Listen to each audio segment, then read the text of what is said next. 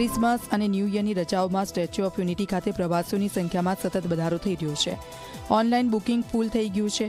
આ સાથે તંત્રએ પ્રવાસીઓની સુવિધા માટે એન્ટ્રીની મર્યાદા પણ વધારી દીધી છે. વિશ્વની સૌથી ઊંચી પ્રતિમાને નિહાળવા માટે દૂર દૂરથી લોકો આવી રહ્યા છે. અહીં શનિવાર અને રવિવારની રજાઓમાં 1,20,000 જેટલા પ્રવાસીઓ નોંધાયા છે. નાતાલની રજાઓથી અત્યાર સુધીમાં 3 થી 4 લાખ પ્રવાસીઓ આવી ચૂક્યા છે. નવા વર્ષ સુધી આટલો જ પ્રવાસીઓનો ધસારો રહે તેવી શક્યતા છે. આ સાથે લોકોના નવા વર્ષને વધુ સારું બનાવવા gala dinner cruise, dance party, DJ પાર્ટીનું પણ આયોજન કરવામાં આવ્યું છે અલગ અલગ સ્થળો પર. વ્યવસ્થિત પરિવહન ચાલે એના માટે એસટી તરફથી 40 બસો, જે અમારી 55 બસો ઉપરાંતની છે, મૂકવામાં આવેલી છે. દરેક પાર્કિંગ ઉપર વધારાના માણસો મૂકવામાં આવેલા છે.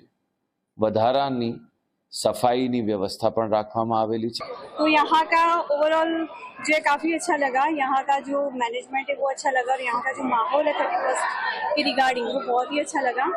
और हम बच्चों को लेके आए तो कोई परेशानी भी नहीं, ऐसे कोई परेशानी भी नहीं हुई और यहाँ के लोग भी सही है।